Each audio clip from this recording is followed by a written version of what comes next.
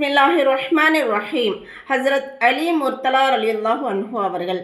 அன்னாரின் இயற்பெயர் அலி, புனைப்பெயர் ஹைதர், சிறப்பு பெயர் அபு துராப்.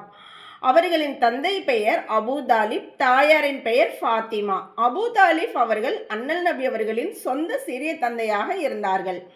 அப்துல் முத்தலிப் அவர்களின் இறப்பிற்கு பிறகு அபு தாலிப் அவர்களே அன்னலாரை வளர்த்தார்கள். மேலும் மிக கடினமான நேரத்திலும் கூட அன்னலாரை கைவிடவில்லை. அபு தாலிப் உயிருடன் இருக்கும் வரை காஃபிர்கள் அன்னலாருக்கு துன்பம் கொடுக்க யோசிப்பார்கள். ஹஸ்ரத் அலி ரலியல்லாஹு அன்ஹு அவர்களின் தாயார் முஸ்லீம் ஆகிவிட்டார்கள். இன்னும் மதீனாவுக்கும் ஹிஜ்ரத் செய்து அங்கேயே வஃபாத்தும் ஆனார்கள். அன்னலாரின் சட்டையும் அம்மையாரின் கஃபன் துணிக்கு பயன்படுத்தப்பட்டது. ஹஸ்ரத் அலி ரலியல்லாஹு அன்ஹு அவர்கள் சிறு பிராயத்திலிருந்தே அன்னலாரின் அரவணைப்பில் இருந்தார்கள். அண்ணல் நபி அவர்கள் அவர்களின் மீது மிக்க அன்பு வைத்திருந்தார்கள். அதே போல் ஹஸ்ரத் அலி ரலியல்லாஹு அன்ஹு அவர்களும் அன்னலாரின் மீது உயிரே வைத்திருந்தார்கள்.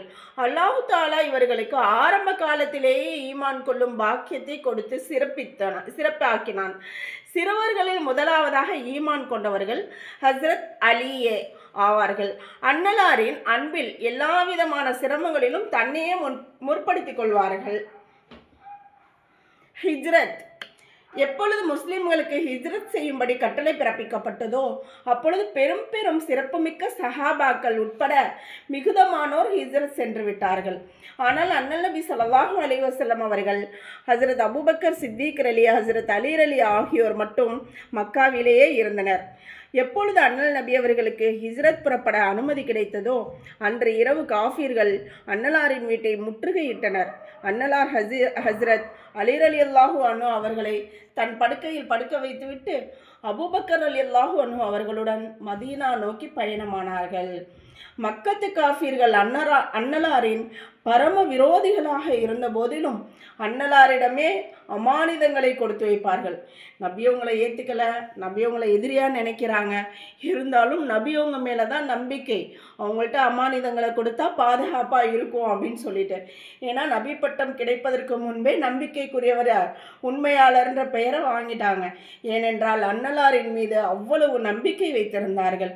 எனவே தான் கொடுத்து வைத்தவர்களின் அமானிதங்களை திருப்பி கொடுப்பதற்காக அலி ரலியல்லாஹு அன்ஹு அவர்களை தமது படுக்கையிலே விட்டு சென்றார்கள். அலி ரலியல்லாஹு அன்ஹு அவர்களும் தன் உயிரை துச்சமாக நினைத்த அண்ணல் நபி அவர்களின் படுக்கையில் போர்வையை போர்த்தி தைரியமாக படுத்திருந்தார்கள். எவ்வளோ ஒரு தைரியமான விஷயம்! ரசூலுல்லாவை அந்த மக்கள் கொல்றதுக்காக முற்றுகையிடுறாங்க அப்படின்னு தெரிஞ்சிருந்தும் நபி ஸல்லல்லாஹு அலைஹி வஸல்லம் அவங்களுடைய படுக்கையில் படுத்திருந்தா நமக்கு என்ன வேணால் நடக்கும் அப்படின்னு, அதுதான் அவங்க இஸ்லாத்துக்காகவும் நபி அவங்களுக்காகவும் தன்னுடைய உயிரை அவங்க பொருட்படுத்துறதே இல்லை. அவங்க தான் சஹாபாக்கள்.